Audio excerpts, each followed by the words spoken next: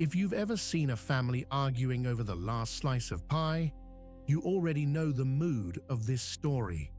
Now picture that same sort of bickering, only with teeth, claws, and a lot more dust. Out here on the Serengeti, lions and hyenas are locked in a long-running feud, and neither side is in the mood to back down.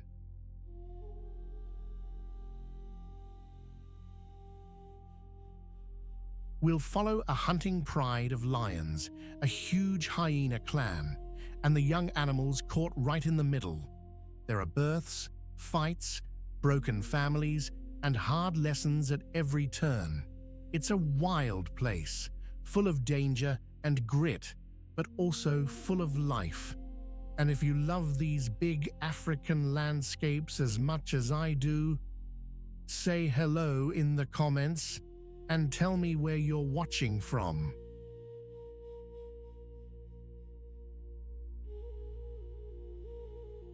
Have you ever wondered why some of the Serengeti's fiercest drama seems to gather around a few worn rocky hills?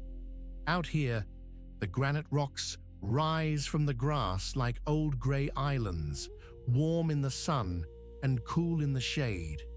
They give young lions places to hide, to rest, and to slip away from the heat. They also sit close to waterholes, where zebra, antelope, and other grazers come to drink.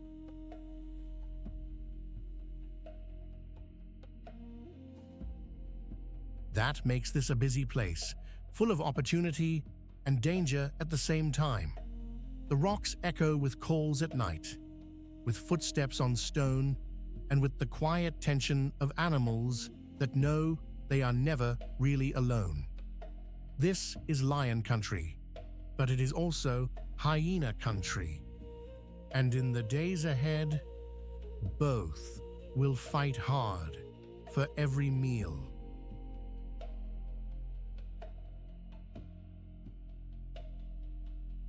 If you're watching from home, say hello in the comments and tell us where you're listening from.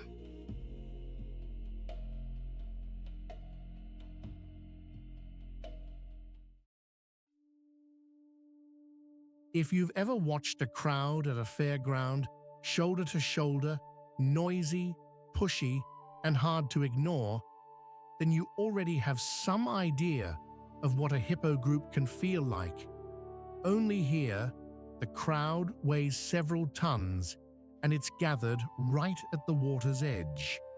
The river looks calm from a distance, but up close, it bulges with heads, ears, and wide open mouths.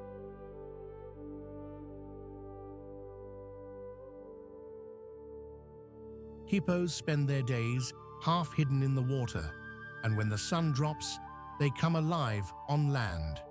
In this part of Africa, they share the rivers and pools with lions, hyenas, and crocodiles, and every drink of water can turn into a tense meeting. They are huge, stubborn, and full of surprises. And in a landscape where every meal matters, their presence changes the whole scene.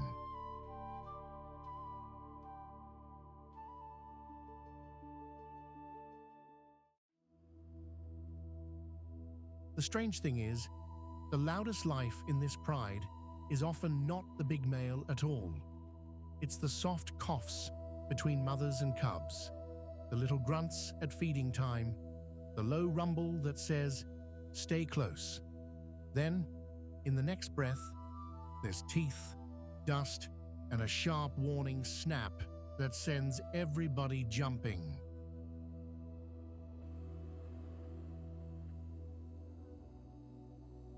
These are the lion kings and lionesses of the Serengeti granite rocks, and right now, their world is changing fast. This pride has raised 9 cubs here, but with new males moving in, the old order is gone. Say hello in the comments if you're watching from home, because this is one of those families that feels almost close enough to touch.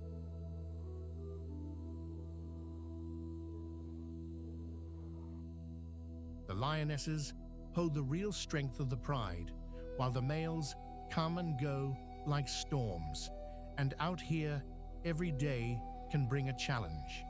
On these granite rocks, life is both a nursery and a battlefield. Under the heat of the Serengeti sky, the rocks rise out of the grass like islands of shade and shelter. They are broken, rounded, and full of hiding places, small caves, narrow ledges.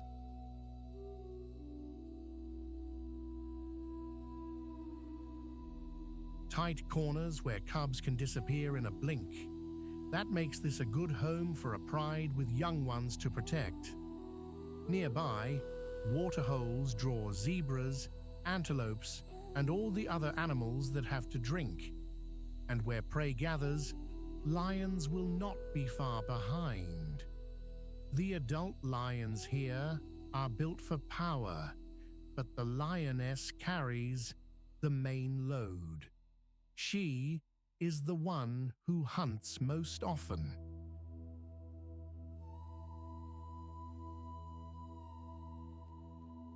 She is the one who feeds the cubs. She is the one who has to think ahead when the pride begins to split apart. A lion looks solid and heavy from a distance, but up close, there is grace in every line. The coat is tawny, the color of dry grass at the end of a long season. That helps them fade into the land. Their ears are small and round. Their eyes are pale and direct.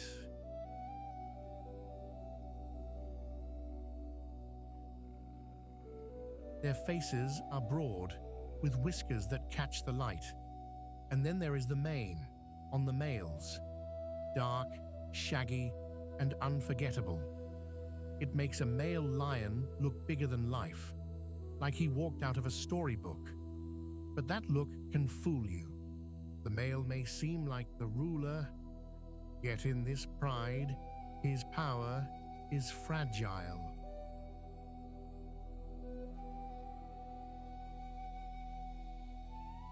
A lion king often holds a territory for only about 2 years before another male or pair of males pushes him out. That is a hard life, and this one has already been wounded. The lionesses are different. They are sleek, strong, and built for work. Their bodies are all muscle under that plain golden coat. They move with a quiet confidence that says they know this ground better than anyone else.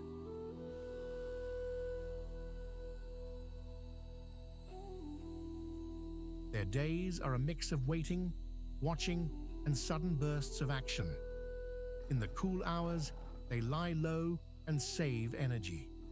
When the time is right, they rise and begin to search. They know the waterholes bring prey.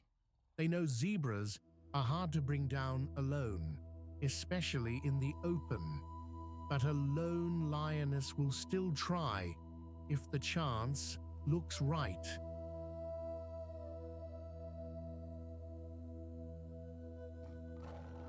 She may work with the others, or she may hunt on her own, slipping through the grass and using every fold of the land. Then comes the rush.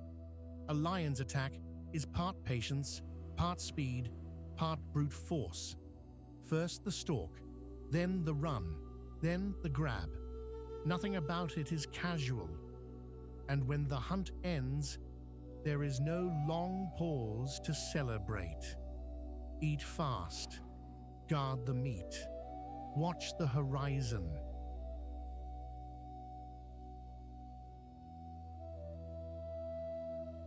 Because hyenas are always nearby, and they never waste time once they smell a kill. Family life in a lion pride is messy, and that is putting it kindly. A pride is not ruled by a neat, fixed order like people sometimes imagine. Things change. Cubs grow. Sisters split off. Sons become stronger than daughters. New males arrive and push the old ones out.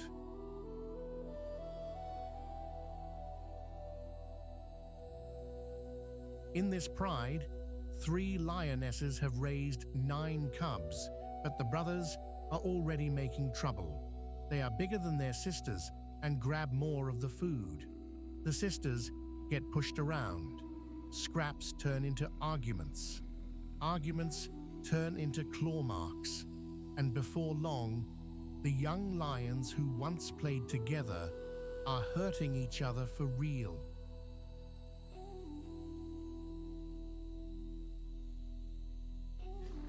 It is a rough school, and there are no easy lessons here.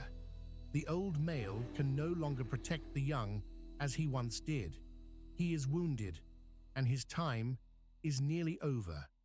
The new males have taken over, and now the lionesses must see what kind of fathers these strangers will be. Will they stay? Will they protect the cubs? Or will they move on as soon as they can?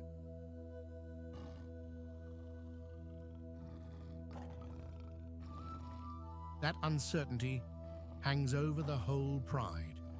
The male lions may wear the crown, but the lionesses keep the family alive. They hunt, they teach, they defend, and they carry the burden when the males are gone. Lions matter here because they help keep the prey animals moving and alert. They take the weak, the old, or the unwary, and that helps shape the whole grassland community.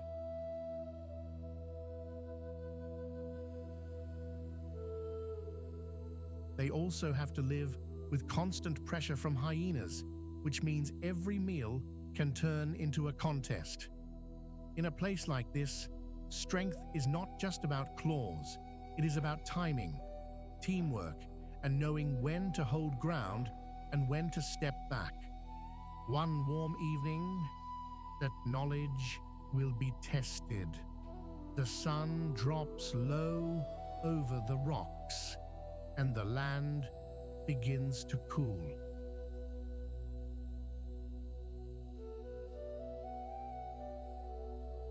The lionesses are spread out near the edge of the territory, listening. A herd of zebra lingers near a waterhole, heads down, tails twitching.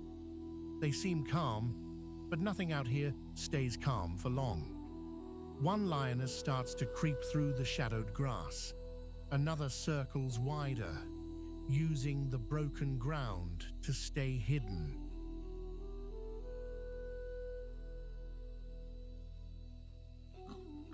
A few cubs are tucked safely back among the rocks, but the older young are restless, watching everything with hungry eyes.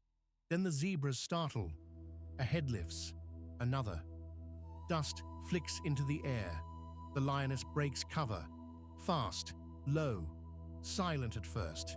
Then all at once, a blur of power. The zebras scatter, hooves pounding. One bolts straight away. Another cuts left. The lioness misses by a whisker.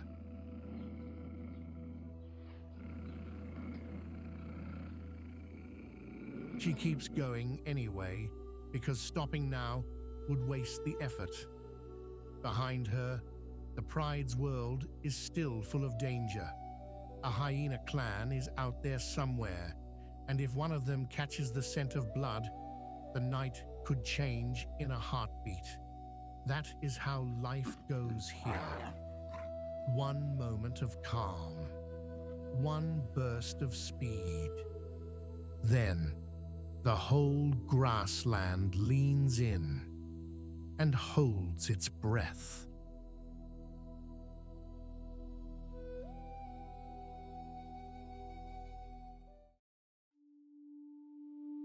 The smell changes first. Ash from old fires sweet green grass after rain, and the damp edge of a shallow pool. Then the birds come into view, stepping through the smoke-hazed morning like they own the place. Long legs, broad wings, slow, careful movements. Around them, the grassland is waking up again after fire and rain, and the whole scene feels busy with new life.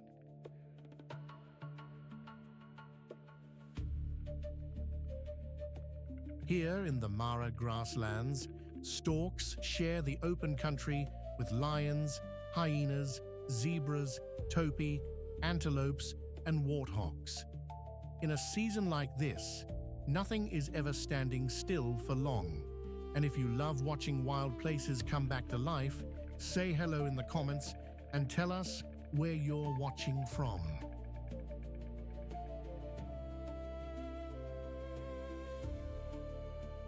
These birds may seem calm, but they are part of a world where every meal, every storm, and every fire can change the day.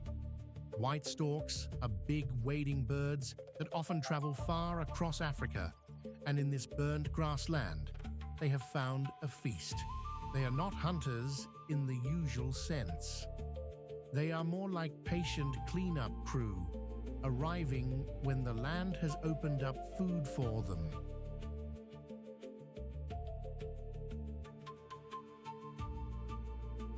That makes them surprisingly important.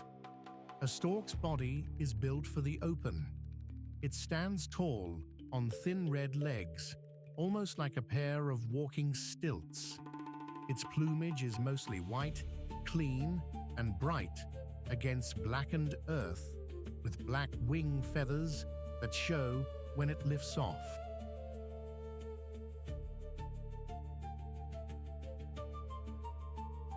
The bill is long, straight, and red, made for grabbing frogs, insects, small reptiles, and anything else it can catch in the shallows or among the ashes.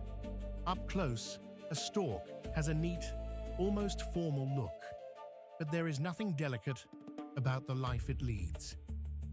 This bird spends much of its time stalking through wet ground, dry fields, and burned grass, searching for easy prey.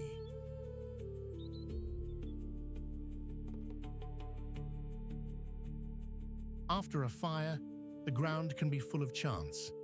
Small animals are exposed, insects flee. Tiny creatures that hid in the thatch have nowhere to run. A stork works that edge patiently, taking one careful step after another, then striking fast when something moves.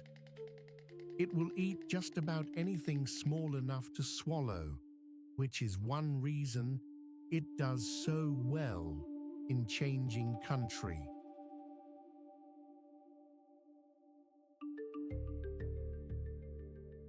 Some days it feeds alone. Other days you may see several birds gathered, where the food is good, each one keeping a little space, each one watching the others. There is no rush. The stork can wait.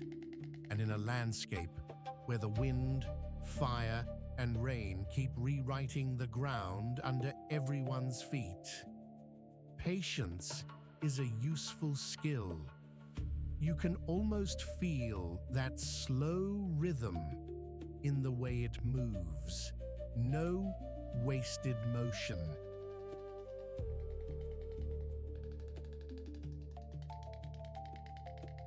No panic, just a steady search for the next meal. White storks also make use of the same open land that draws antelopes and gazelles back after the rains, so their lives are tied to the health of the grasslands. When the fires come too often, the land changes, and that can ripple through the whole food chain. That is the quiet side of a bird like this.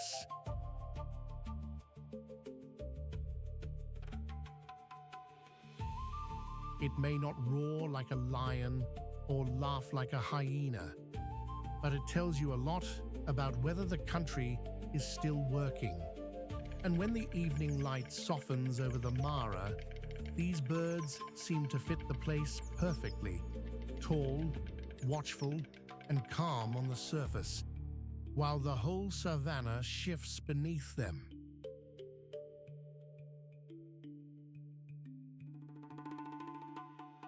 Then the sun drops lower, the smoke thins, and the storks keep on feeding, as if they know the day is not over yet.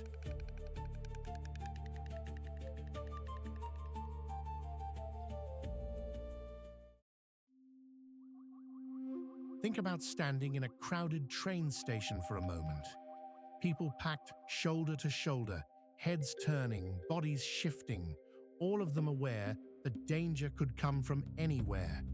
That is the feeling a zebra herd gives off on the open plains. Hooves stamp, ears twitch, stripes ripple as they move like one living crowd.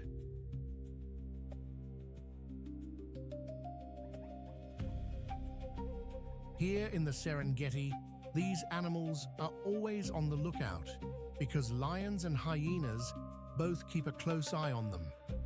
And when the grass is short and the water holes fill up, the pressure rises fast. Stay with us and say hello in the comments if you're watching from home. This country of rocks, grass, smoke, and rain has plenty of drama ahead. Zebras help set the whole stage.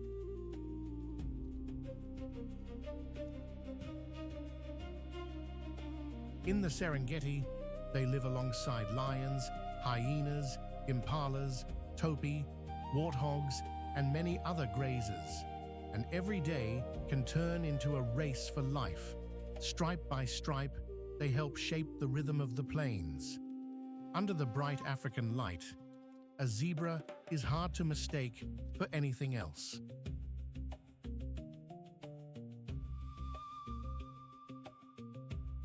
Those bold black and white stripes run over the neck, shoulders, belly, and legs like nature took a brush and kept going until every inch was covered. From a distance, the pattern can make a herd seem to blur together, almost like one moving cloud of lines. Up close, though, each zebra has its own look. The stripes are not all the same. Some are thinner, some are wider.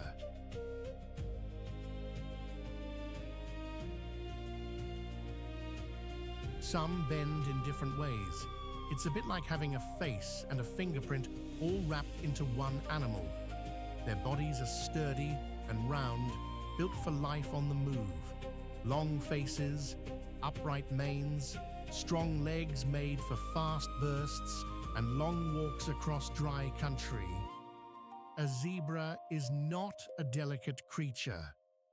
It is built like a road traveler, made to keep going when the land is dusty, hot, and wide open.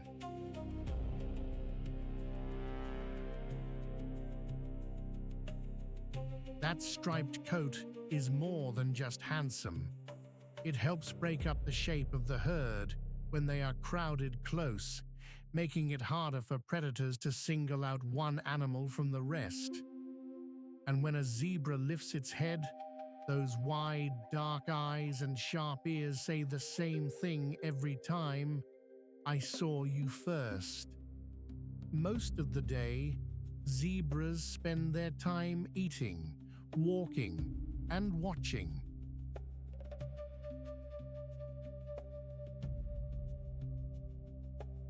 Grass is their main food, so they move where the grazing is best, and where fresh shoots can still be found. After fires, when the land turns black and then green again, zebras often come back to the new growth. They are built for that kind of changing country.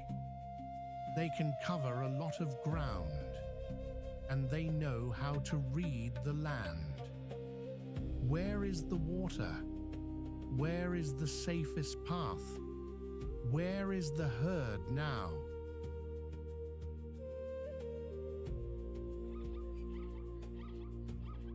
Those questions shape almost every step they take.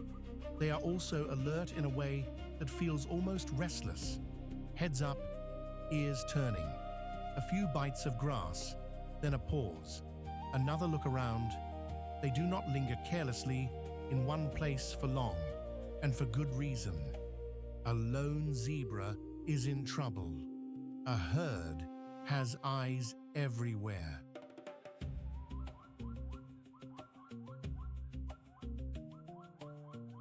That is why they keep together so tightly, especially near water holes and open feeding grounds where lions may be waiting.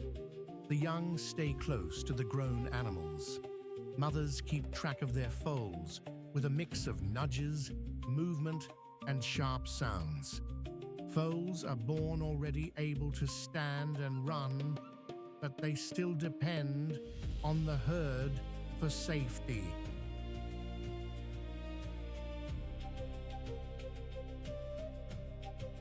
In a place like the Serengeti, that matters more than almost anything. The herd acts like a fence made of bodies and nerves. If one zebra starts to move, the others notice. If danger appears, the whole group can turn and go at once. There is no time for hesitation. Zebras also live with a kind of constant nervous energy that never really lets up. They drink when they can.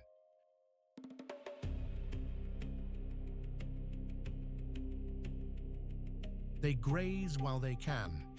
They rest only when the herd feels settled enough to pause. Even then, one animal may be standing guard, while others lower their heads. It is a shared life, but not a soft one. Every member depends on the others to stay alive. And that may be the best thing about zebras. They are not built to be flashy in the usual sense.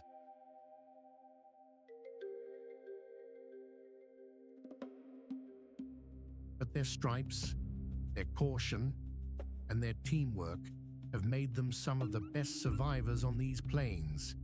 They feed the big cats, yes, and that makes them part of the great hunt. But they also help keep the grasslands moving, one mouthful at a time, one step at a time. In a landscape ruled by hunger and weather, that steady way of life matters. As the sun drops lower, the herd tightens up.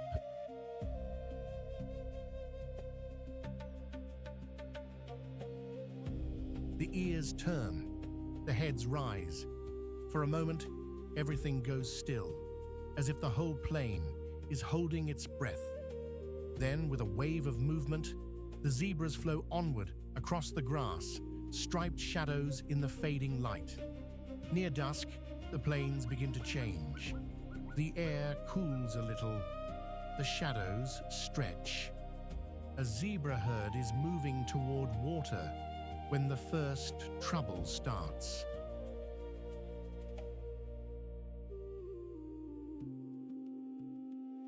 There's a thin whistle of warning, then a burst of movement from the grass. The herd jolts, heads fly up, hooves hammer the ground. One zebra swings wide, another cuts back, and the whole group scatters and regathers in a flash of stripes and dust. Close behind them, a lioness breaks from cover, all speed and power. She is not alone for long.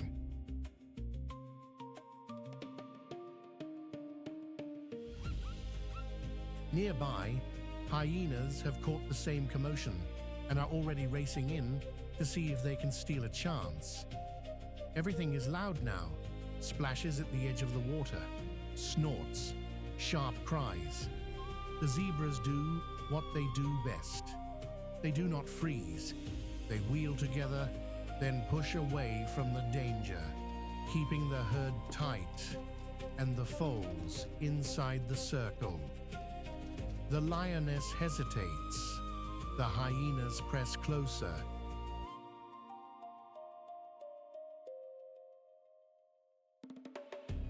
No one has a free path. In the end, the zebras carry the moment by staying united. They move off into the dimming grass, battered by fear, but still together, and the plain slowly settles back into its evening rhythm. From a distance, it just looks like a herd moving on. But up close, it is survival in every step.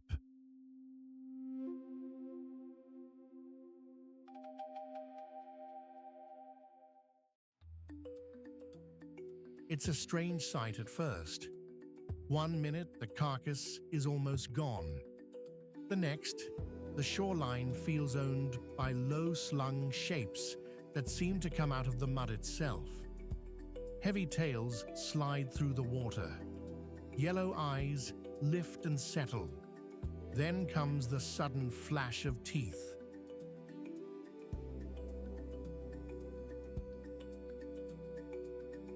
Crocodiles can turn a meal into a standoff in a heartbeat. And on the banks of the Serengeti, that means no one gets careless for long.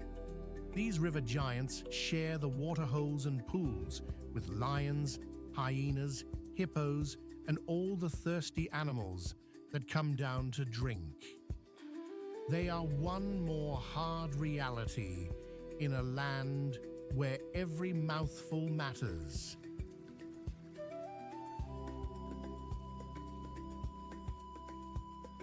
And if you've been enjoying this journey through the Serengeti, let us know in the comments where you're watching from.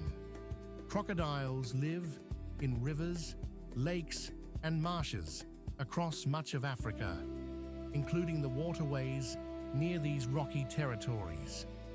What stands out first is the armor. Their backs are covered in bumpy, ridged scales that look like old leather mixed with river stone.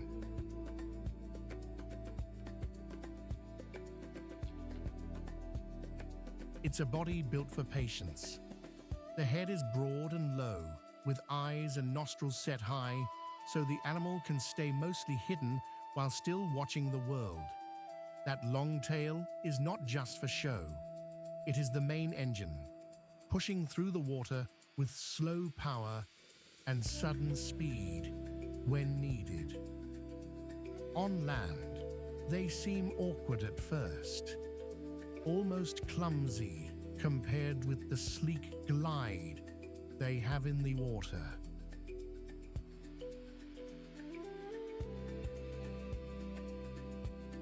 But do not let that fool you.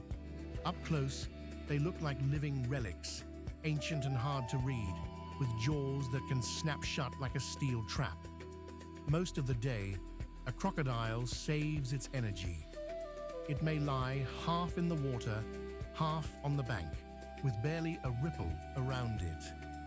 That stillness is part of the trick.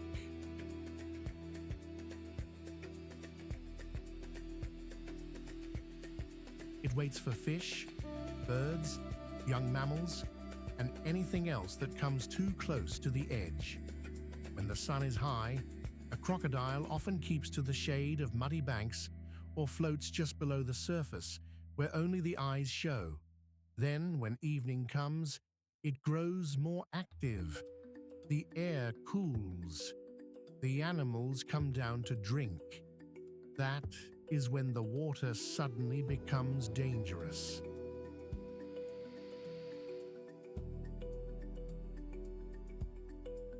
A crocodile does not waste motion. It watches. It waits. Then it lunges with shocking force. Even a big animal can be dragged under if the bank is steep and the grip is good. They are not hunters in a hurry. They are hunters who can wait all day for one mistake. Crocodile family life starts with a nest on land, built from mud and plants.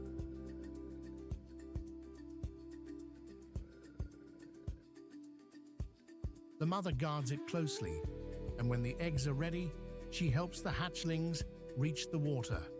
That is a risky first trip. Tiny crocodiles are easy targets for birds, monitor lizards, and other hungry mouths. But from the start, they carry the same hard-edged design as the adults, just in miniature.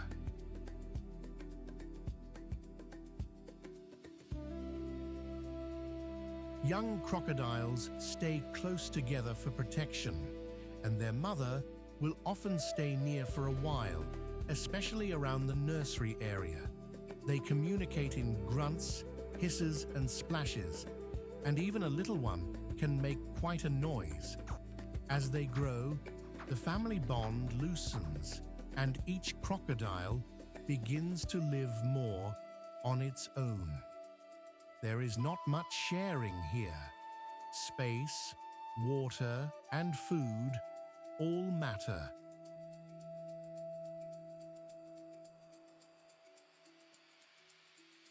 What makes crocodiles so important is simple.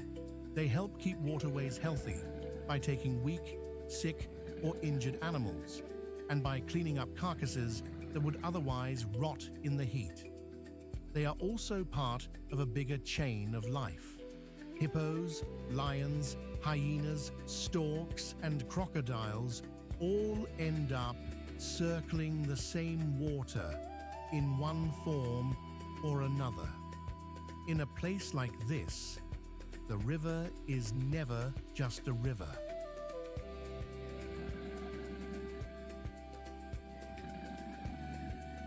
It is a meeting point, a hunting ground, and sometimes a battlefield.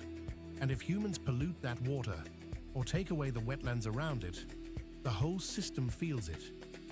The afternoon is fading now, and the banks are settling into shade. One crocodile lies perfectly still near the edge, while a herd of thirsty animals hesitates farther off. No one rushes. Everyone is listening.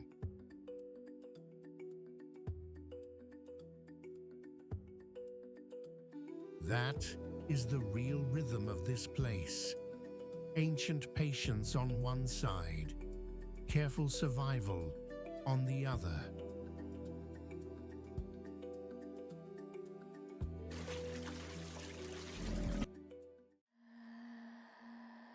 Have you ever watched a place look empty one month and then burst into life the next? Out here in the Mara grasslands, that is exactly what happens. After the fires pass and the rains return, the ground turns soft and green again, and the whole landscape feels awake. Fresh grass covers the rolling plains. The air smells clean and damp.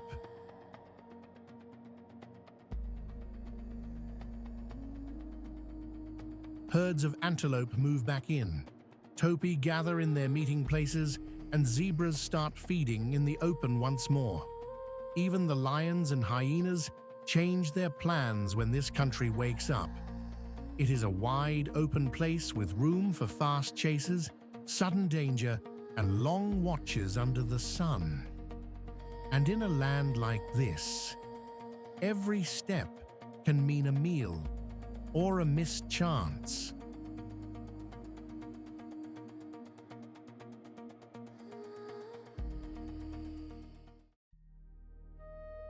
The grass is still damp from the night, and every sound carries farther than it should.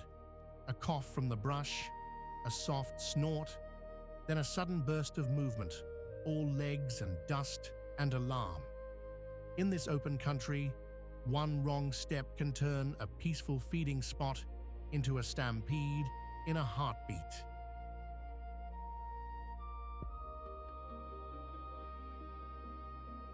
The animal at the center of it all is the impala, one of the Serengeti's most common antelopes, and one of its most alert.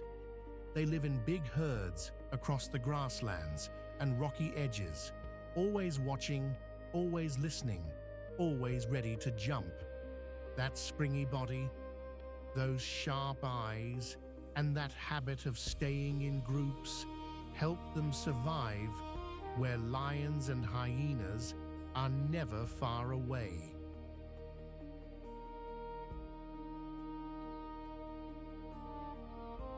They may look gentle, but they live on constant edge, and that makes them a perfect match for a land where danger can come from any direction. Impalas are built for speed and for surprise. Their coats are a soft reddish tan, with white bellies and black markings that make them easy to spot in the light of day.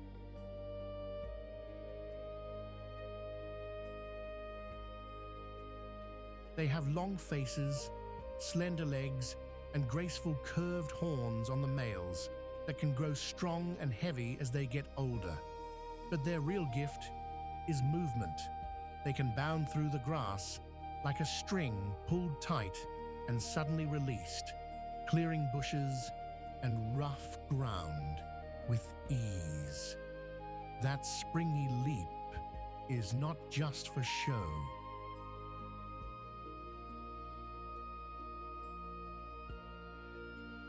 It helps them escape when a predator closes in, and it can also warn the herd. When one impala bolts, the others often follow almost at once. In a place like the Serengeti, that quick reaction can mean the difference between a close call and a lost life. Much of an impala's day is spent feeding.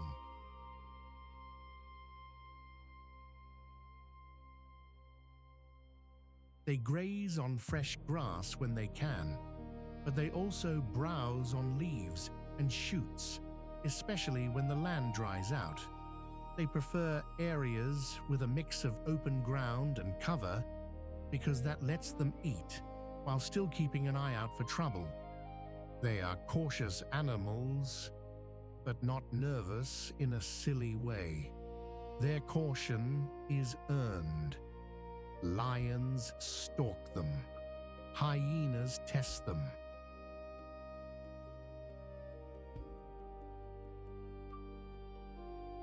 Even young impalas have to learn early how to freeze, how to flee, and how to keep close to the herd.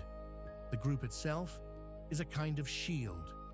Many eyes see more than one. Many ears hear more than one. And when danger appears, the whole herd can switch from calm feeding to full alarm in a second.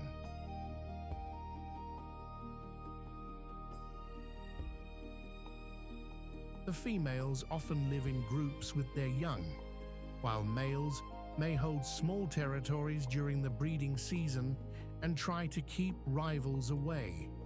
That can lead to plenty of posturing and clashing, but the real pressure comes from the outside world. A lone impala is in a far worse position than one surrounded by its kind.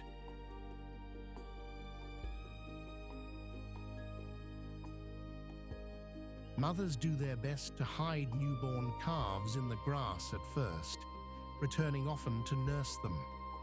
The little ones stay still and quiet, relying on camouflage and patience until they are strong enough to join the herd. It is a dangerous start, but it works often enough to keep the species thriving across much of eastern and southern Africa.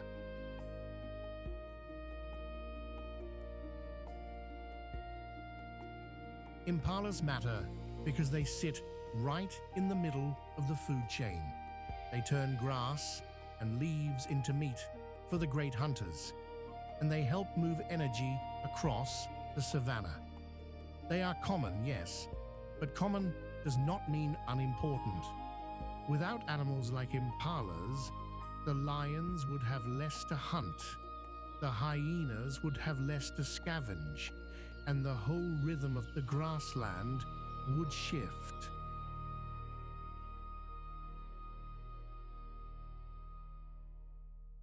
In a land shaped by dry seasons, fire, rain, and pressure from predators, their quick feet and sharp senses help keep the larger story in motion. Now the herd lifts its heads again. One ear twitches, another. The danger has passed, for the moment. But out here, that is all any animal ever gets. And then, just beyond the herd, the real trouble begins to gather.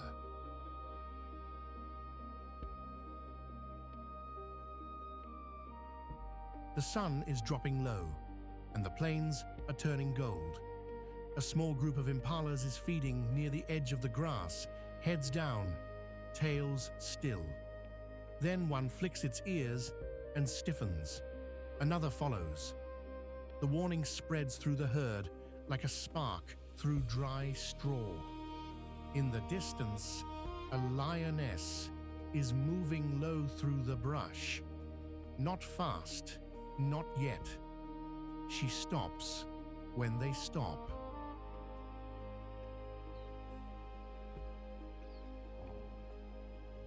She waits when they wait. She knows the ground is open and the impalas are ready to run. But she also knows that one mistake, one calf too slow, one patch of grass too thick for the herd to see clearly, could be enough. Suddenly, the impalas burst apart. Hooves hammer the earth. White tails flash. A young one veers too wide and nearly loses its footing in the dust. The lioness commits.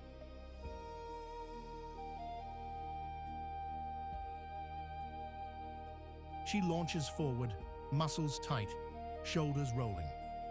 For a few heartbeats, the chase is pure chaos. Then the herd swings away and the gap closes. The lioness pulls out. The impalas have won this round. They bunch together again in the fading light, breathing hard, sides heaving, but still alive. That is the way of this country. Breath by breath, leap by leap.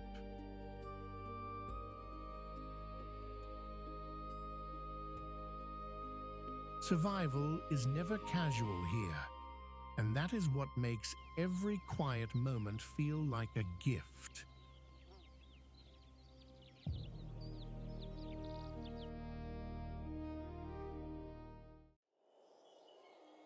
The first warning is the smell. Hot grass, dry dust, and that musky barnyard scent that hangs in the air when warthogs have been nearby. Then you hear the little things. A grunt from the brush, a snort, the scrape of hooves in the dirt. Out on these rocky edges and grassy patches of the Serengeti, warthogs are never far from trouble.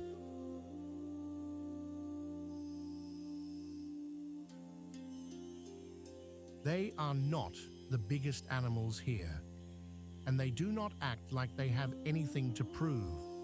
But that plain, practical little body can mean the difference between a hungry predator going home empty and a family of hogs making it through another day.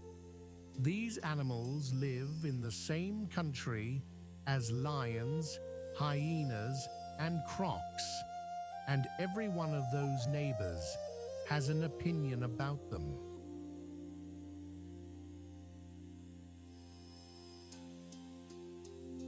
Warthogs spend much of their time with one eye on food and the other on the nearest escape route. If you want to know how life works here, these odd-looking survivors are a good place to start. Have you ever seen an animal that seems built for panic and confidence at the same time? That is the warthog.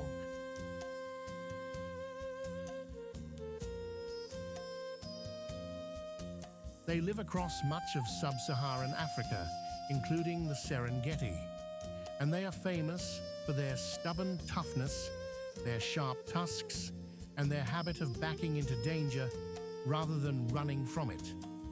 Up close, a warthog has a face you do not forget.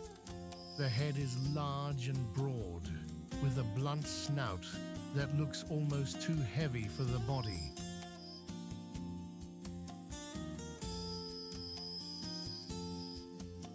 Two tusks curve out from the mouth like old ivory hooks. They are not just for show. Those tusks can do real damage if a lion or hyena gets too close. The face also has those strange bumps, like thick pads on the cheeks, which give the animal its name. Then there is the body itself. Low to the ground, squat, and a little awkward looking, as if nature built it for survival first and grace later.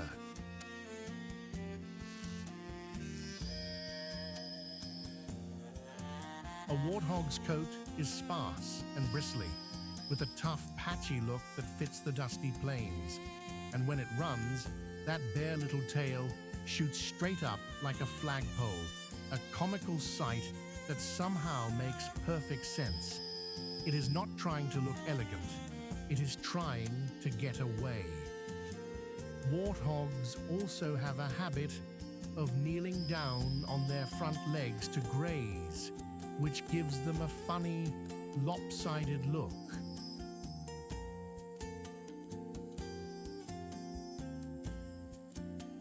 But that posture lets them feed close to the ground on grass and roots, even in rough country. They are not glamorous animals, but they are perfectly made for a hard life. Their bodies are built to squeeze into burrows, dash across open ground, and stand their ground when escape is not possible. And in a place like this, that matters. Warthogs are usually not long-distance wanderers.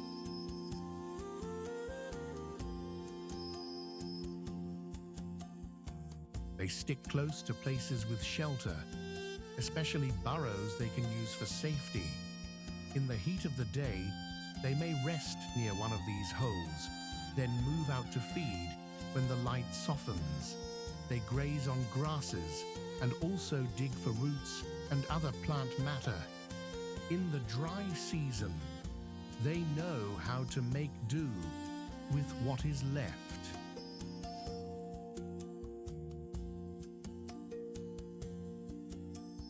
That is a valuable skill on a landscape that can swing from green to scorched in no time. But food is only half the story. The other half is staying alive long enough to eat again tomorrow. A warthog family lives by quick decisions. If danger comes, the adults may run for a burrow, sometimes with the young tucked close behind.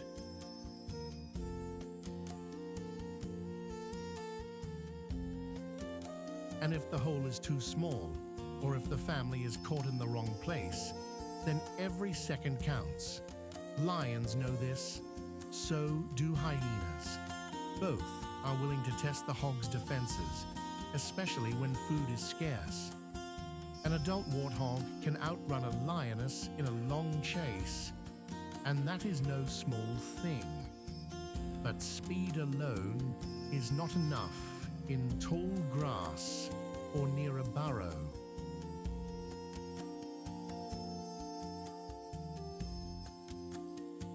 The animal has to make the right move at the right moment, and that is where experience matters.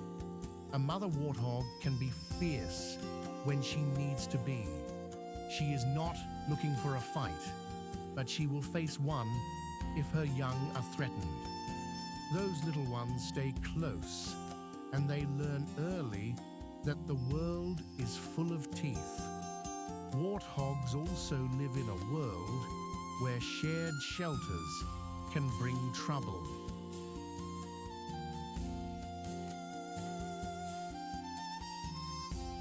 Burrows protect them from cold nights and from predators, but they are not private spaces. A burrow can be a family refuge one day and a trap the next if a lion decides to pull an animal out by force. That is why warthogs spend so much of their time watching listening, and choosing their next move with care.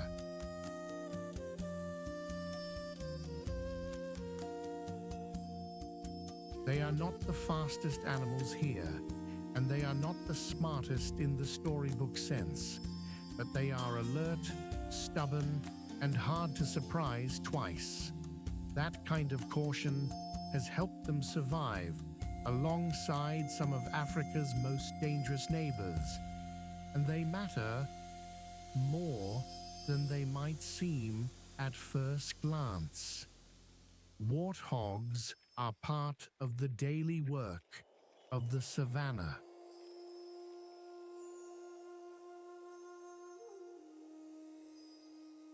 They turn up in the diet of lions and hyenas, and when they dig and feed, they help stir the ground a little too. They are one of the many animals that keep this system moving. Take them away, and a whole chain of feeding, chasing, and scavenging changes with them. They are also a reminder that survival here is not only for the biggest or the strongest.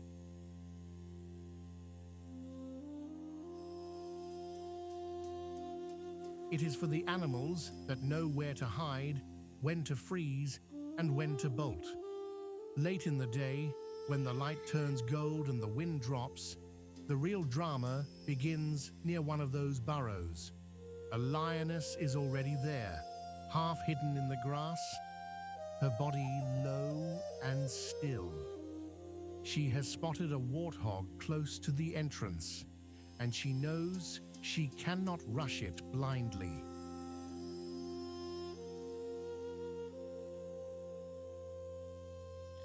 One wrong move, and those tusks could slice into her face or chest. The warthog is tense too, standing near the hole with its young nearby. Another adult hovers at the edge of the grass, snorting and shifting its weight. No one wants to give ground. The lioness creeps closer. The warthog darts away, then swings back toward the burrow, trying to keep itself between the predator and the youngsters.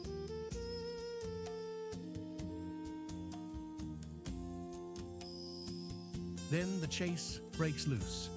Hooves hammer the dirt. Grass flies. The lioness lunges, misses, and has to reset. The warthog surges for the opening, but it is not quite close enough. Time stretches thin. One more burst of speed, one more desperate turn, and then the lioness finally gets her chance. It is hard work, not a clean, easy kill. In this land, even a small victory can take hours.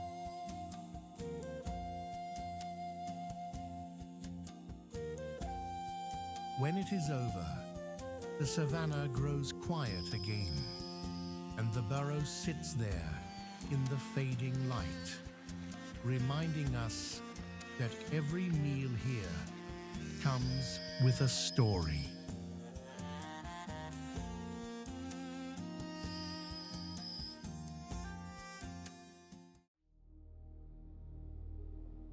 Did you know that a fresh patch of grass can bring antelopes back almost overnight?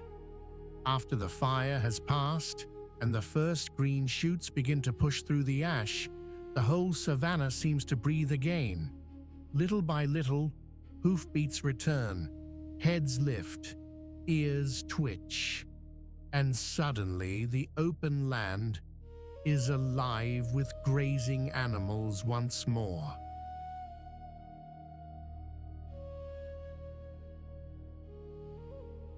These antelopes are the reason so many predators keep coming back to the same ground. They feed the lions, they draw the hyenas, and they shape every hunt that follows. Some are small and quick.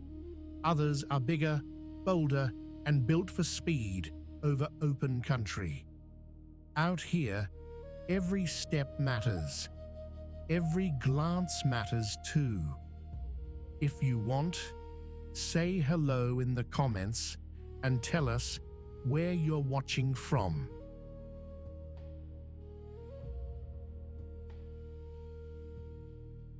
Across these grasslands, antelopes carry the story of the season itself, from fire to rain to the next chase. The land has only just turned green, and already the competition has begun. Have you ever noticed how quickly life returns after a burn? That is what makes this place so powerful to watch.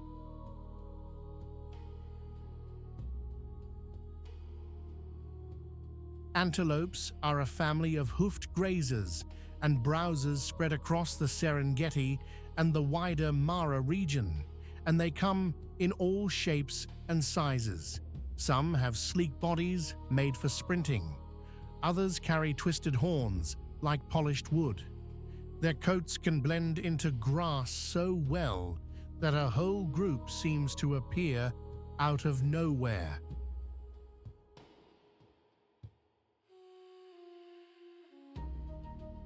You might see them in open plains, in thin pockets of taller grass, or near waterholes where the feed is richest. They are always alert, always listening. One ear for the wind, one for the danger behind them. And that alertness never stops.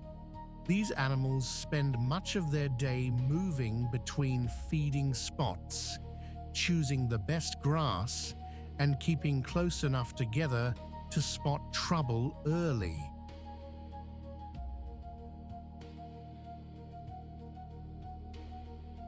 In the early morning and late afternoon, when the light is softer, they are busiest.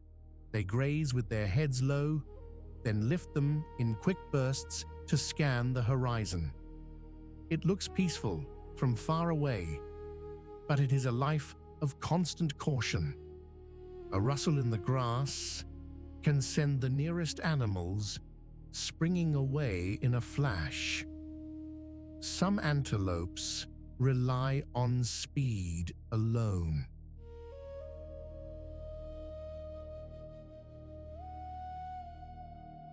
Others use sharp turns and sudden leaps to throw off a hunter. A lioness may study a group for a long time, looking for the one that lags behind or stands a little too far from safety. Hyenas do the same, but they often work differently. They may test the herd with noise and numbers, trying to stir up panic. Either way, the antelopes are the ones who have to read the land first.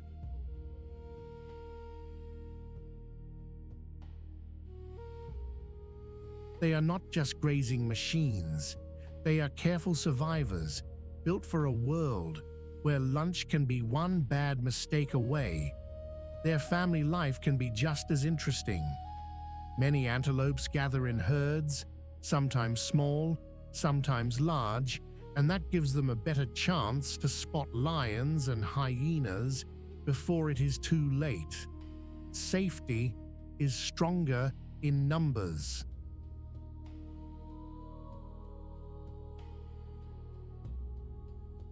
A single set of eyes can miss a lot, but a whole herd keeps watch from every angle. Mothers stay close to their young, and calves learn fast by copying the adults around them. They learn where to feed, when to freeze, and how to bolt in an instant.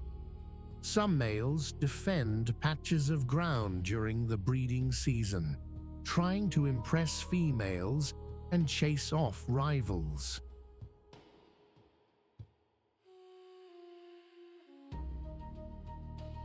Others simply drift with the herd, waiting for the right moment. Even then, the social order can shift quickly. A herd that looks calm from a distance is often full of tiny decisions, constant checking, and silent warnings passed through body language. A flick of the tail, a stiffened neck, a sudden stamp. That is all it takes to send a message.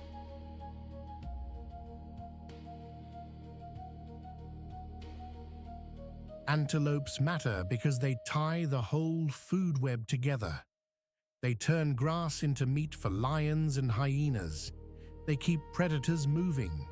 They also help shape the look of the land by grazing in different places, which can affect where new growth appears after rain and fire.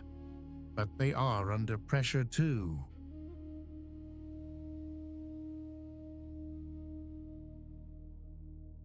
When fires come too often, or when grasslands change too much, their feeding grounds can shrink.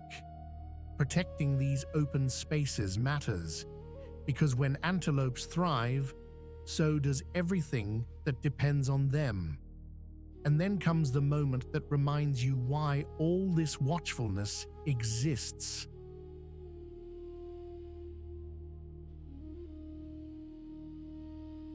Late in the day, when the heat begins to soften and the shadows stretch across the grass, a small herd gathers near a shallow hollow. The air is still, too still. A few toppies stand apart, heads high, ears forward. Nearby, a line of antelopes shifts nervously as the wind changes. Then one animal starts to move. Just a step, then another. That is all the opening a hunter needs.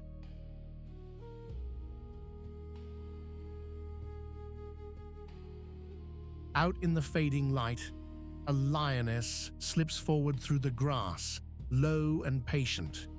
On the far side, a hyena trots in from the edge of the plain, drawn by the same chance.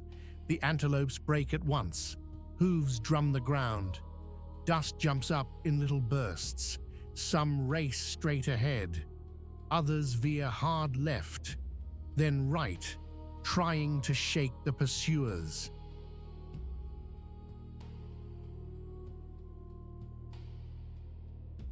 For a few seconds, everything becomes speed and noise and survival. Then, just as quickly, the herd pulls away into safer ground, and the predators are left with empty grass and the long evening settling over the savannah. It is a hard lesson and a familiar one. In this place, the antelopes are never just background. They are the pulse that keeps the hunters moving.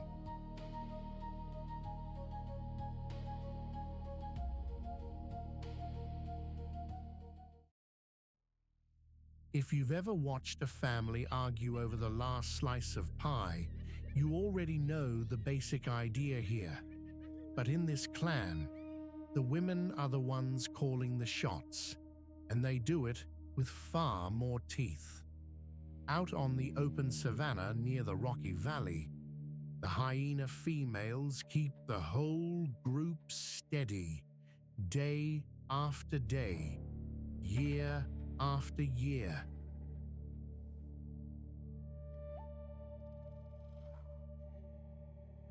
These are spotted hyenas, and the females are larger, tougher, and higher in rank than the males.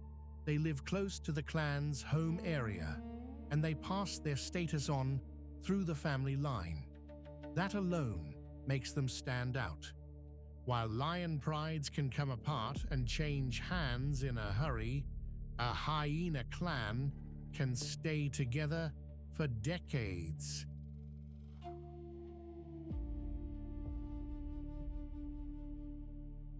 That makes these females the backbone of the group, and often its sharpest minds too. From a distance, a hyena female may seem all shoulders and muscle, with a face that looks permanently suspicious, as if she has already heard your excuse and doesn't buy it. The sloping back, the big head, the strong jaws, the rough spotted coat, it all gives her a heavy, awkward look at first glance.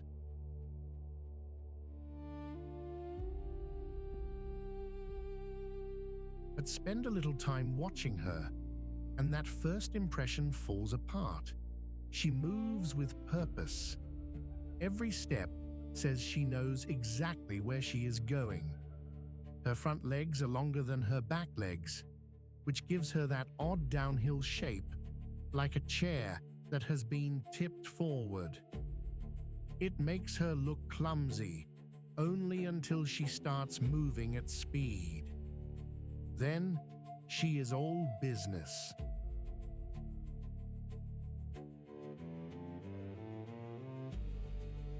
Her coat is sandy gray with dark spots, and no two animals look quite the same. The ears are round and alert, the neck is thick, the muzzle is broad, and the mouth, well, that mouth is built for work. These animals can crush bones that other hunters leave behind. That means a meal that would be wasted for many others becomes something useful here.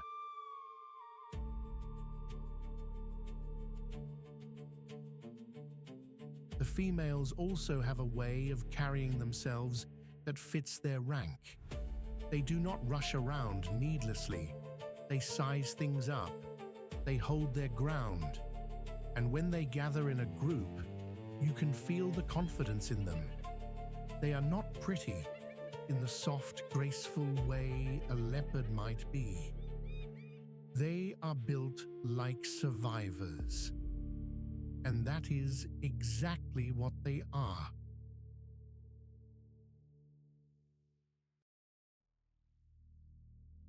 A hyena female spends much of her day moving between rest, watchfulness, and action. There is no lazy drifting through the hours. She may spend time near the clan den, where the young are raised out in the open, but she is always ready to shift from stillness to speed in a heartbeat. Food drives much of her life.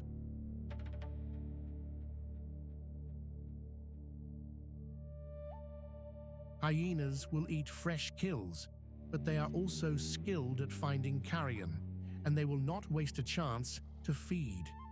That wide diet helps them survive in a place where meals can be hard to come by. They are smart about it too. A single female may not challenge a pride of lions head-on, but several together can harass, outnumber, and outlast a rival. That is a big part of how they live.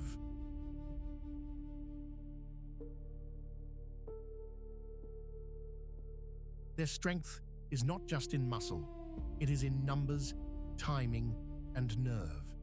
They can be patient for a long time, then suddenly burst into motion when an opening appears. Their calls carry far across the grassland, a mix of whoops, grunts, and laughing sounds that can seem strange if you hear them for the first time. But those sounds matter.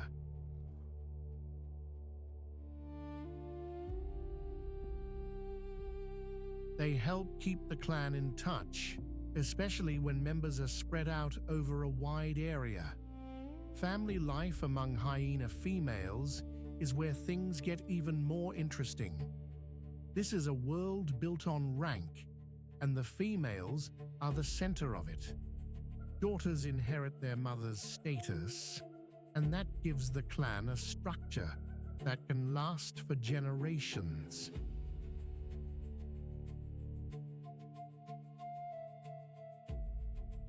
Higher-ranking females get better access to food, and they defend that advantage carefully. They know who they can push and who they need to respect. They also know how to work together. In the source story, 3 females team up to challenge another hyena, and that tells you a lot about how this society works. Alone, they would have been careful. Together, they can take a risk.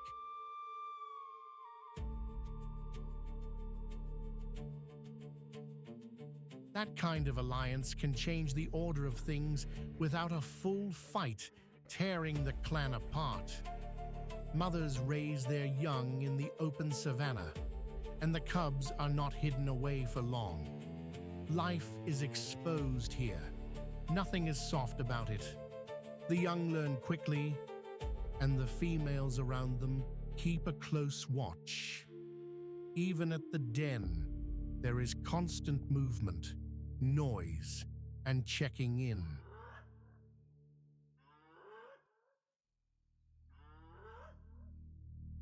A female can be tender with her own cubs and tough as nails with everyone else.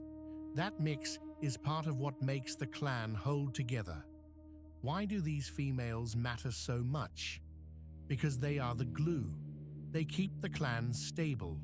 They pass on knowledge, rank, and the habits that help the group survive.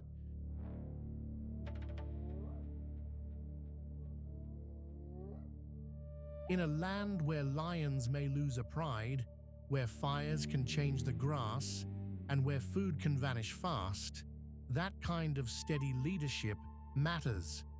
Hyena females also help clean up the landscape by feeding on carcasses that might otherwise go to waste.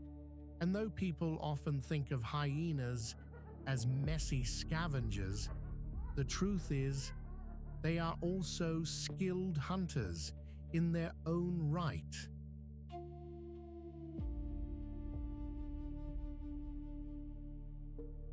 They fit into the food web as hunters, scavengers, and competition all at once.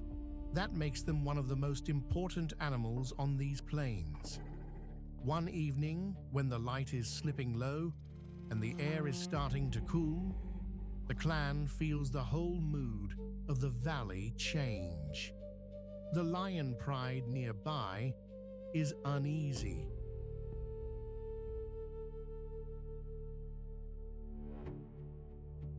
Young lions are pushing, new males are testing their place, and every family is watching every move. But the hyena females are already reading the scene. 3 of them linger together in the grass, shoulder to shoulder, as if they are sharing one thought. A suckling mother is nearby, guarding her young. The trio does not rush her. They circle. They watch.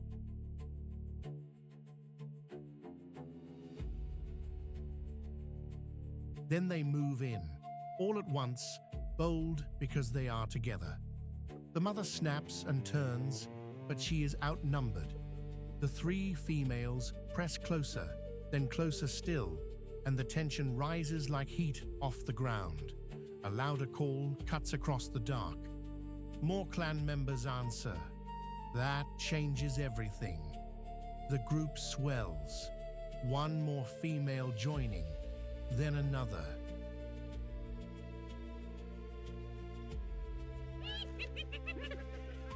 Now, the confidence spreads through them like fire. Out on the open plain, where every advantage counts, that kind of backing can turn a small challenge into a serious shift in power. And that is the hyena female's world in a nutshell. Watch, wait, judge, then act with force when the moment is right.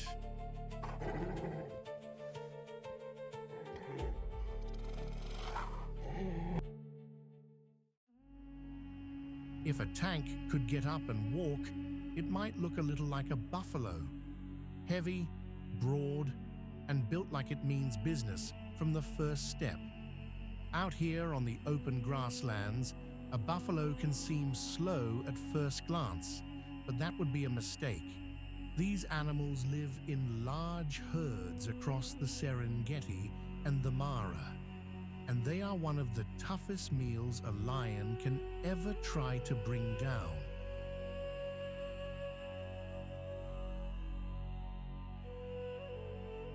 They move together, watch each other, and do not give up their ground easily. The adults stand like a wall of muscle and horn, and the calves stay close to the safety of the group. Buffaloes may not have the fame of lions or hyenas, but they are a big part of this country, and they can change the whole mood of a hunt.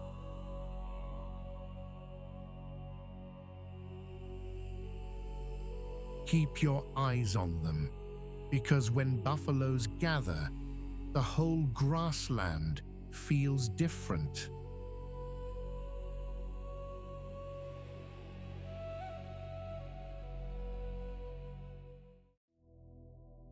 The blackened ground still holds the memory of fire. The air smells of ash and dry grass, and every step sends up a soft puff of soot. Yet this land is not empty. Far from it, in the weeks after the flames, the charred savannah comes back to life in its own rough, stubborn way. Green shoots push through the dark earth. Antelopes drift back to graze.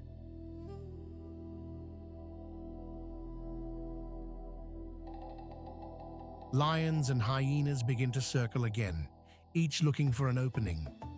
This is the Mara Reserve after the burn, a place where danger and fresh growth arrive together.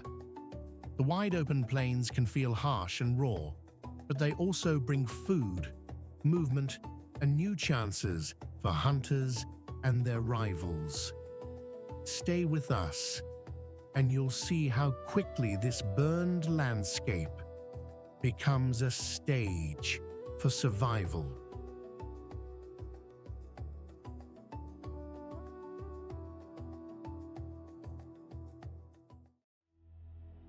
The smell comes first. Warm dust, old dung, and that sharp, wild scent of blood and grass, crushed under heavy feet. Then the laughing starts, rolling out across the rocks like a rough chorus in the dark. Spotted hyenas have a voice that can make the skin prickle. They call, whoop, and cackle, and the whole clan seems to wake at once. Out here on the Serengeti, that sound can mean trouble is near.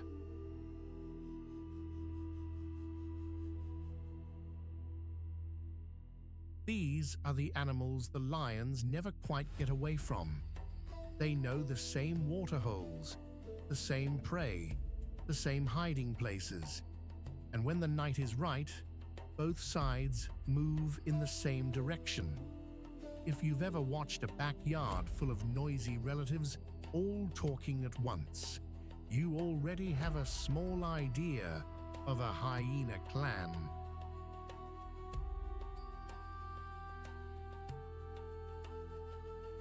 Say hello in the comments if you're watching from home, and let's step into their world.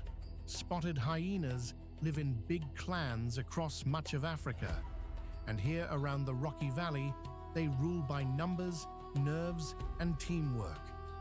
One thing stands out right away. The females run the show. They are larger, tougher, and higher in rank than the males. And that changes everything.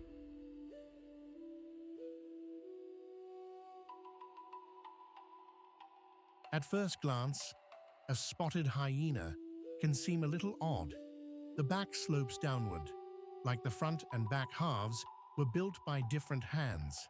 The neck is thick and strong. The head is broad, with powerful jaws made for crushing bones as well as tearing meat. The coat is sandy to gray, scattered with dark spots that give these animals their name.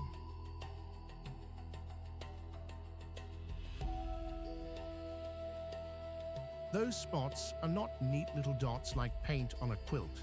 They are more irregular than that, like mud splashes on a work shirt. The ears are round and alert. The eyes often seem to glow with a hard, watchful light. And then there's the body itself. Not graceful in the way a lion moves, but solid, built for endurance. Hyenas can cover ground for miles in search of food.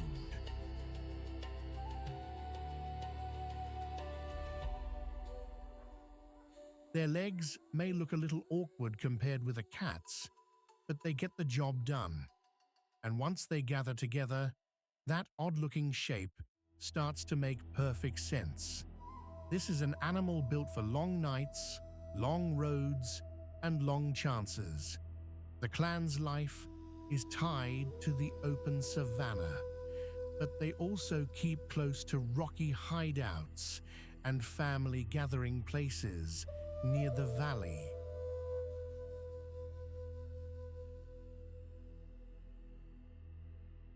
That gives them places to rest, raise young, and retreat when danger comes near.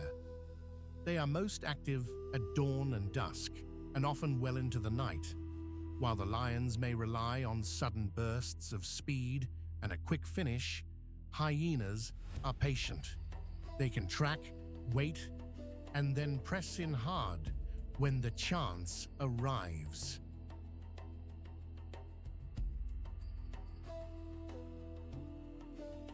They eat what they can catch, of course, but they are also skilled at taking carrion when a meal is already on the ground.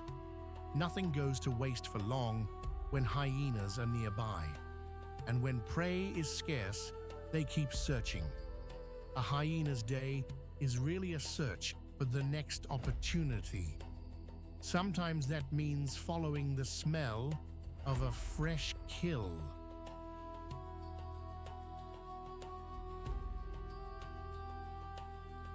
Sometimes it means shadowing lions from a distance, just in case the cats leave something behind.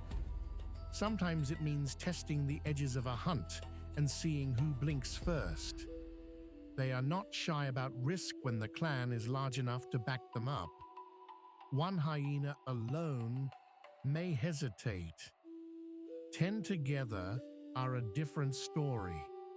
They fan out, watch each other, and move in with confidence.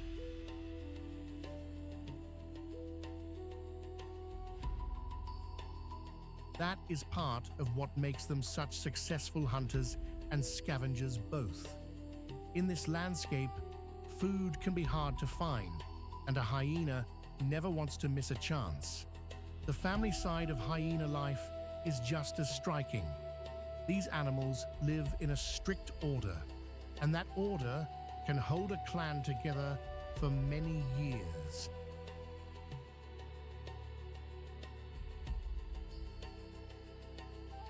The high-ranking females pass their place down through the family line, so daughters often grow up near the top too.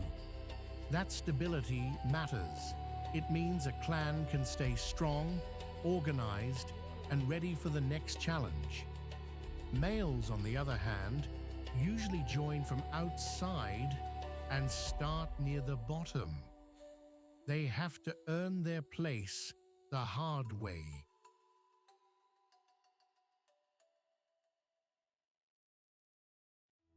Young hyenas are raised in the open savannah, but they are not left helpless.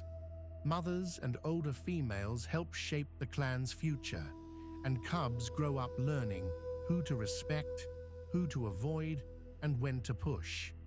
That social learning starts early. You can see it in the way they crowd together, watch each other, and react fast to every sound around them.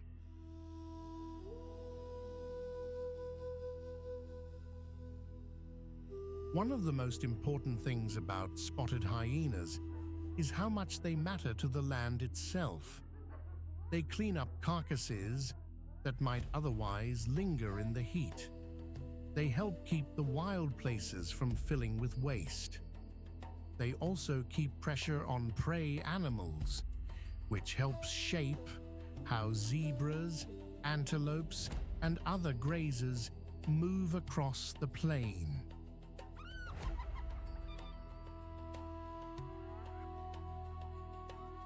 In that sense, they are part of the great rhythm of the Serengeti. They are not villains, they are survivors. And even though people have long misunderstood them, hyenas are vital to a healthy landscape. Where they have room to live and roam, the whole system works better. By night, the clan headquarters near the rocks can feel alive with motion. One evening, The air is thick and still.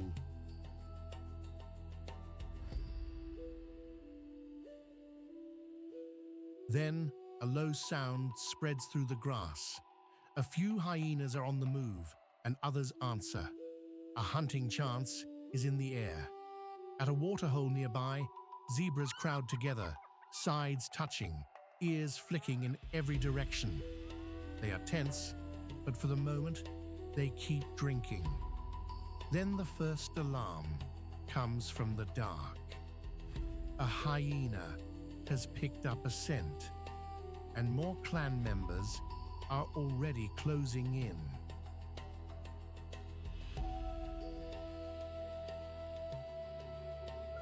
The zebras break.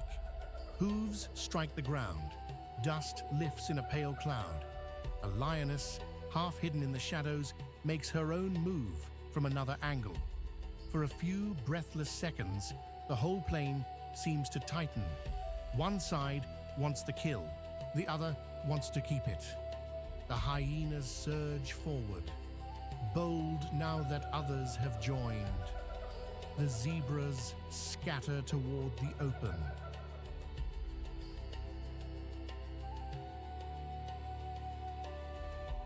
Somewhere off in the dark, another hyena call rises, and the clan keeps coming.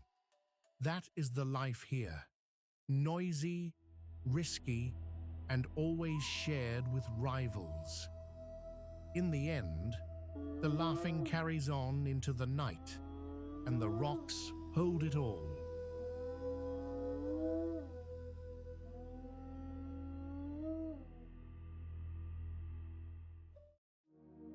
Here's something that may surprise you. A burned savannah can turn green again fast enough to bring the whole food scene back to life. After the smoke clears and the rain finally comes, the Valley of the Rocks changes mood almost overnight. Black ground gives way to fresh grass. The air feels cleaner. The hills and stone outcrops stand watch over a country that is waking up again.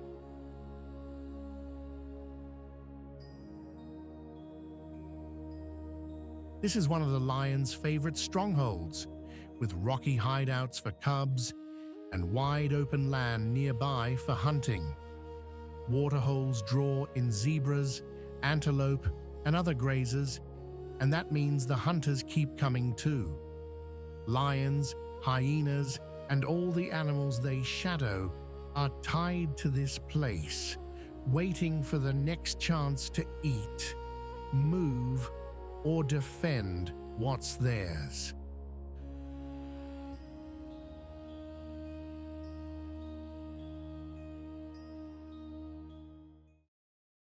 There is a special kind of quiet that settles over the grass after the heat of the day. The air still trembles a little. In the distance, a bird calls once, then goes silent. Out here, every movement seems to matter, and right in the middle of that calm, the topers gather.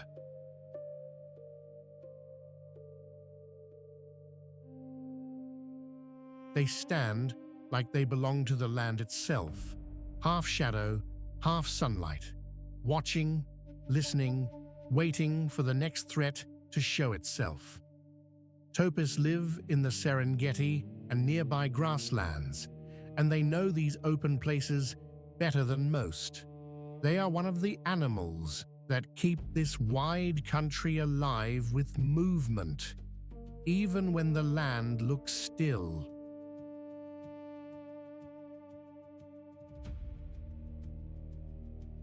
And as we watch them today, we are also watching a world where lions and hyenas are never far away. If you're enjoying the journey, say hello in the comments and tell us where you're watching from. From a distance, a topi can look almost painted by hand, with rich brown patches, darker purple tones, and those striking markings on the face and legs that make it stand out in the grass.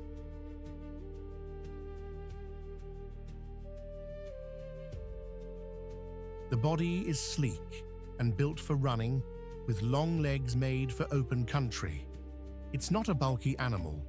It has a lean, springy shape, almost like a runner, that never quite stops warming up.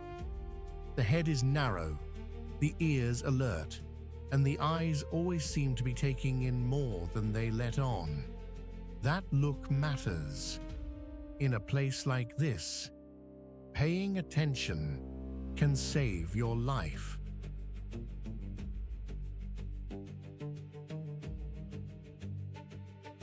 Topis spend much of their time out in the open, where there is nowhere to hide and nowhere to relax for long. They feed on grass, and they do it with care, cropping the fresh growth that comes after rain. But they are not just eating machines.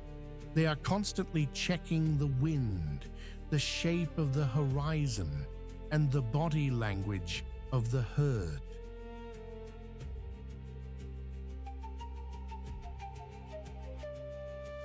A topi that notices danger early gives the others a chance to move before trouble gets close. Lions know that. Hyenas know it too. That is why topis are such important parts of this grassland world. They turn the new growth into food, and they become food for the hunters that follow them. It sounds harsh, but that is how the system works here.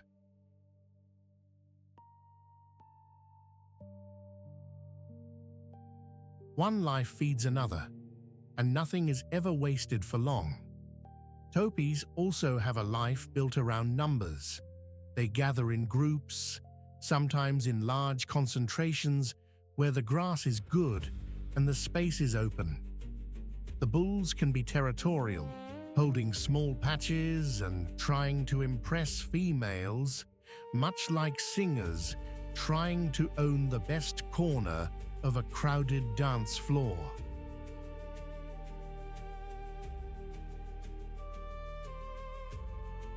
They square off, posture, and defend their ground. The females and young move through these areas, and the whole scene can feel orderly 1 minute and tense the next. When danger appears, the herd can shift in an instant. Heads come up, bodies turn, hooves begin to move. There is no need for a loud alarm every time, because one nervous glance is often enough to pass the warning along.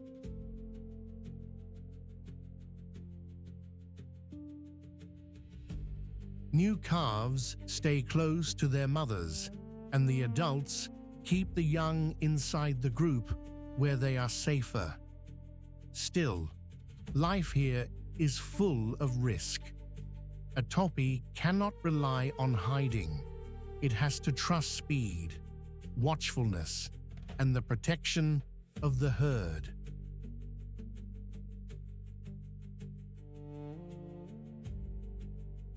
And because it lives in open country, it also helps shape the land by the way it grazes, keeping some grasses cropped and opening space for other animals to move in behind it. In that way, topis are part of the daily rhythm of the plain. They help define where the hunters go, where the grazers feed, and where the whole drama of the grassland plays out.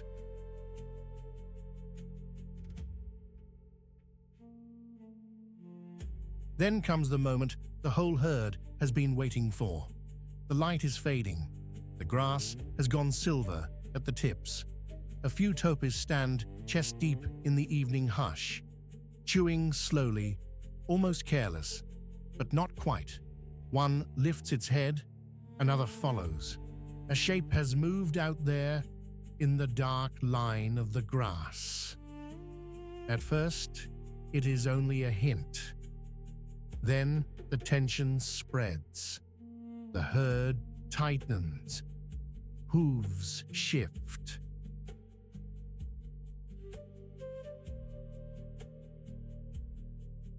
A calf edges closer to its mother. Somewhere beyond the rise, a lioness has started to move, and a hyena clan is already on the alert, drawn by the same chance. The topis do not wait to find out who is closer. They break into motion all at once, fast and sudden, cutting through the grass with sharp, bounding strides. For a second, everything is movement.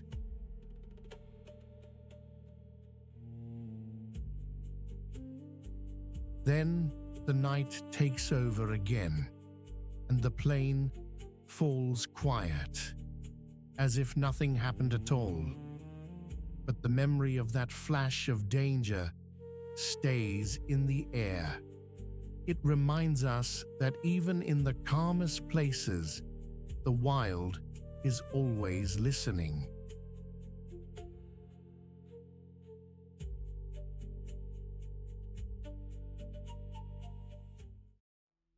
If you've ever watched a neighborhood diner at lunchtime, you know the scene.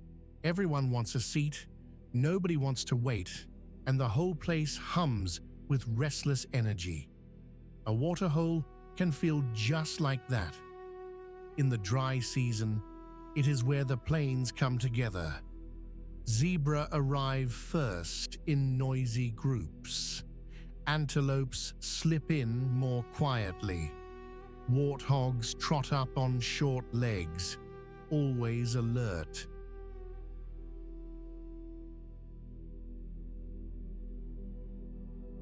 And above them all, danger may be waiting in the grass. These pools are magnets for life in the Serengeti and the Mara. They offer a drink, yes, but they also draw lions, hyenas, crocodiles, and hippos. For the predators, that means opportunity. For the prey, it means a nervous trip to the edge of the water. Every visit is a gamble, and every ripple tells a story.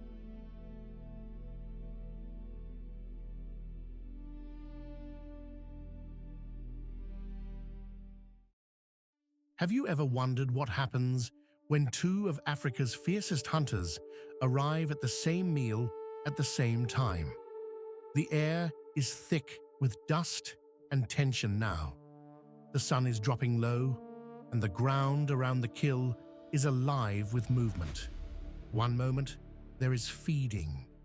The next, heads come up, ears tilt, and every animal seems to measure the distance to safety. Lions are here. Hyenas are here.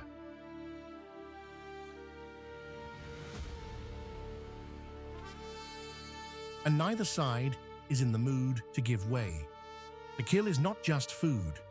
It is power, pride, and survival all laid out on the grass. A single meal can turn into a full-scale showdown before your eyes. In the African twilight, that is when the real test begins. Far from the peace of the rocks and water holes, the old rivalry flares again. Now the hunters must defend what they won.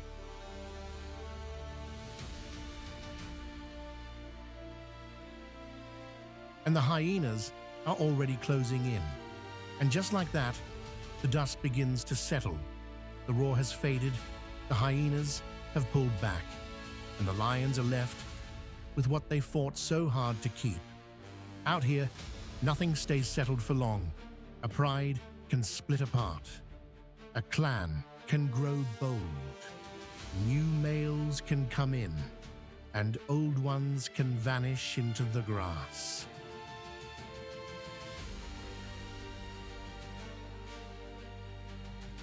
But the land goes on, and so does the struggle for every meal, every cub, every patch of shade, every drop of water. That is the hard truth of these rocks and plains. It is also what makes this place so alive. Lions, hyenas, zebras, antelopes, warthogs, even the scavengers waiting in the wings. They are all tied together in one busy, unpredictable world.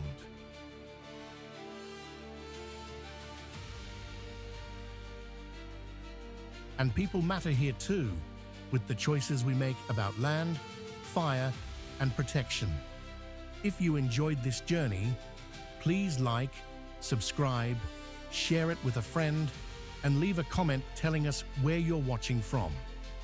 Until next time, keep looking closely.